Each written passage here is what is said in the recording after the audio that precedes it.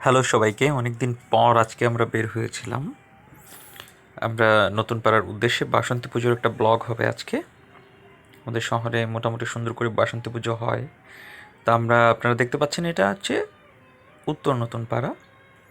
এ ধরনের আলোকসজ্জা আমার খুব ভাল লাগে, আমার স্ত্রীরও খুব পছন্দ। এই যে ম্যাডাম সামনে দিয়ে হেঁটে হেঁটে যাচ্ছেন, যদিও তিনি অন্ধকারে হাঁটছেন, আলোতে যেতে উনি লজ্জা পাচ্ছিলেন।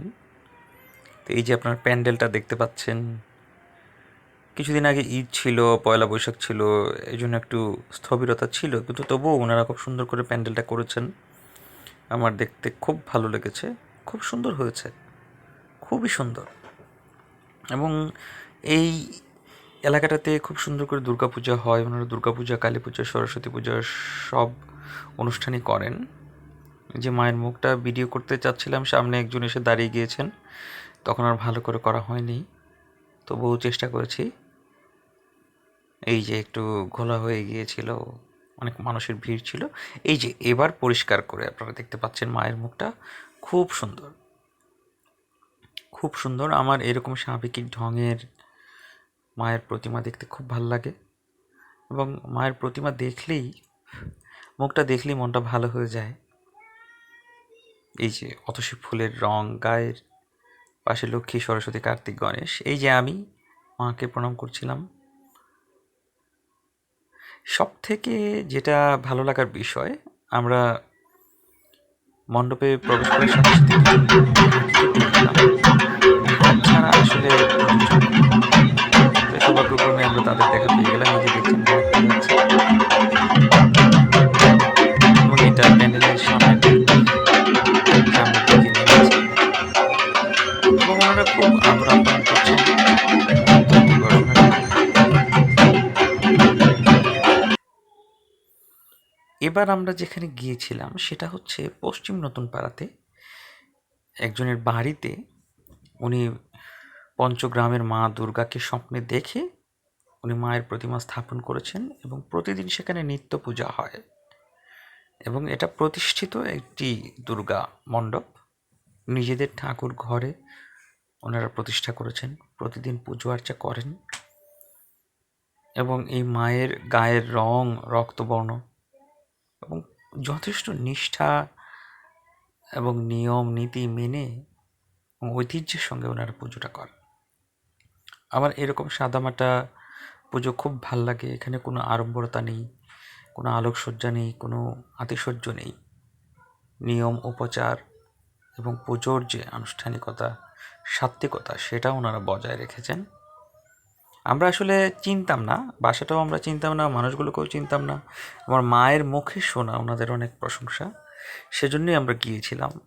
কিন্তু আমরা প্রথমবার গিয়ে যে আপ্যায়ন পেয়েছি সেটা আসলে বলার অপেক্ষা রাখে না। এই যে দেখছেন আমাদের একজন ছোট্ট বন্ধু, তিনি আবার আমার স্ত্রীর একজন শিক্ষার্থী, আমার স্ত্রীর স্কুলের। তো উনি খুব মন দিয়ে প্রদীপ জ্বালাচ্ছিলেন, সেটা আমি ভিডিও করলাম। এবং এই যে দেখতে পাচ্ছেন মায়ের মুখটা, আবার ঠাকুরের আসনটা খুব সুন্দর, খুব সুন্দর, খুব সুন্দর। আমার খুব ভালো লেগেছে। ওনারা আমাদেরকে প্রসাদও খাইয়েছেন, খিচুড়ি এবং অন্য প্রসাদ ছিল, যদিও সেটা ভিডিও করতে ভুলে গিয়েছে। এই যে তিনি প্রণাম করছেন, ক্যামেরা থেকে লুক দিলেন, পেছনে একজন কাকিমা শাড়ি ভাঁজ করছিলেন, সেটাও চলে এসছে।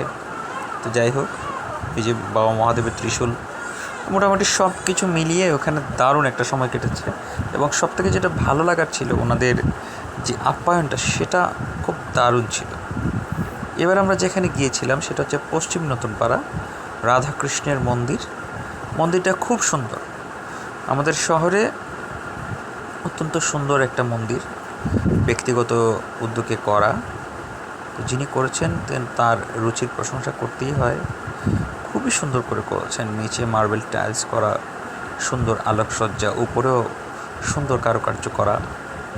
এবং এই মন্দিরে প্রতি সপ্তাহে গীতা পাঠ, শ্রীমদ্ ভাগবত পাঠ, বিভিন্ন ধরনের কীর্তন অনুষ্ঠান, একাদশী ব্রত, এই ধরনের অনুষ্ঠান হয়। এবং মন্দিরের যে দেয়ালে দেয়ালে টাইলসে খোদাই করে বিভিন্ন ঠাকুরের ছবি, রামায়ণ মহাভারতের ছবি, এগুলাকে প্রিন্টেড করেছেন। এবং হিন্দু স্থাপত্য নিদর্শনের অনেক কিছুই এখানে পাওয়া যায় এবং গেলে একটা প্রশান্তি লাগে। সবথেকে যেটা ভালো লাগার বিষয়, মন্দিরে গেলে খুবই প্রশান্ত একটা অনুভব হয়।